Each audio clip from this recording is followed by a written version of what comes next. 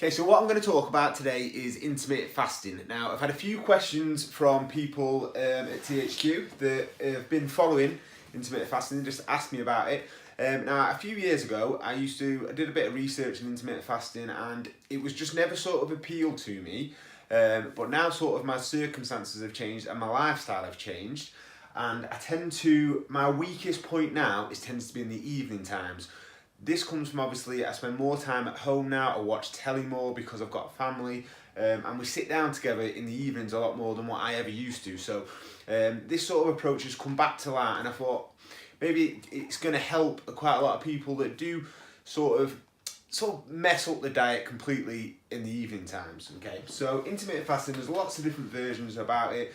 I followed something years ago called, it was a renegade diet, but basically there's lots of different versions. So first of all, what do? You fast for 14 to 16 hours. Now that seems a lot of time, but majority of the time you're asleep. So for example, you would stop eating at 9 p.m. at night, and then you would either start, if it was a 14-hour fast, you'd start eating again at 11 a.m. and you would start, or if you're doing a little bit longer, you would start eating at 1 p.m.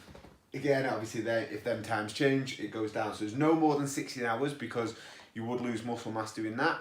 And I wouldn't suggest doing any more than 16 hours, but as you can see, you're asleep for most of it. Now, the advantages are if you can skip breakfast. Okay, so a lot of us don't give enough time, and if we are grabbing little bits of stuff to eat for breakfast, then this is why we're a little bit more hungry. Okay, so if we're not sitting down having a proper meal for breakfast, which majority of us aren't, it's sort of not really setting us up for the day, so it's not doing its job anyway. So by doing this, we can skip breakfast. Now, it gives you an 8-hour eating window if you stick to it. So for example, if you started eating at 1 o'clock till 5 o'clock, you would eat really lightly. So for the first 4 hours, you'd eat like meats and fish and vegetables, maybe yogurt and eggs, but you just wouldn't eat any starch or carbohydrates in that time. So when you come out from that, you start to eat more carbohydrates. Now, then in an ideal world, you would train around about that time, okay, after you've consumed them on your first, in your last 4 hours, you would then overeat. Now, the advantages of this, obviously, you can have plenty of meats, plenty of fish, you can have rice, potatoes, and then you can have a few treats at night. Now, the advantage of this, what I see, is this is where most people sort of like mess up, because obviously I never used to mess up this period of time, but now I find myself messing up more and more because my girlfriend wants a nice meal, and it's nice to share some treats and stuff with my kids when we're watching TV. And I just tend to think that I'm sort of have more free time at this time, and this is when we sort of mess up. So this is where it sort of helps a little bit more. Now, during the fast, we need to make sure that we're drinking plenty of water. Now, we can have a little bit of black coffee, but during the fast, at the start, before 11 a.m. or 1 p.m, we do need to make sure that our water intake's high and we can have coffee, okay? Now, like I said, no muscle will be lost as long as you don't go over 14 to 16 hours, which you wouldn't want to anyway. Now, the pros of it is obviously you can skip breakfast. A lot of people sometimes report, and I've reported this as well, sometimes when I skip breakfast, if I do it properly, better focus, better energy levels,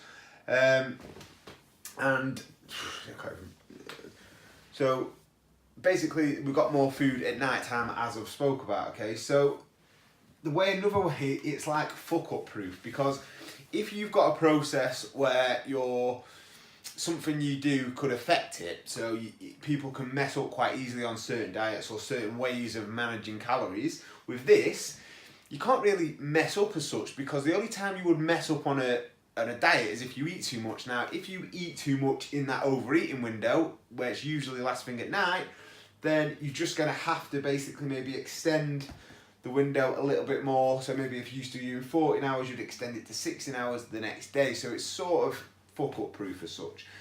You don't have to do it 7 days a week. So if you didn't want to do it weekends where you probably have more time in the mornings to eat, then you could eat. If you just did it like 3 or 4 times a week, it'd just be a way of managing your calories for over the 7 days, which at the end of the day is the most important thing, is just managing calories. So you can do it a few times a week, and you don't have to do it every single day.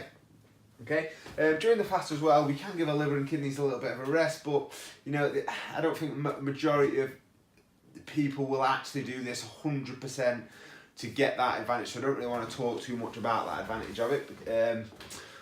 But I think it's just a way of managing calories. Now, if the why you don't want to do it, the don'ts want to do it, at some point, because you may be the type of person that is going to be messing up in the evenings, during the day you might have to have a point where you're going to be hungry. So example, during the fast, you might be hungry. Now, if you're a type of person that cannot sort of handle being hungry, then I certainly would not suggest it, okay? Because at the end of the day, it's only when we're hungry, it's just a hunger hormone coming up and reminding us to eat. It's nothing really to worry about, but it's how we actually deal with that. And a lot of people cannot handle being hungry, and that's when we mess up. And a big one, if your diet is shit, don't do it.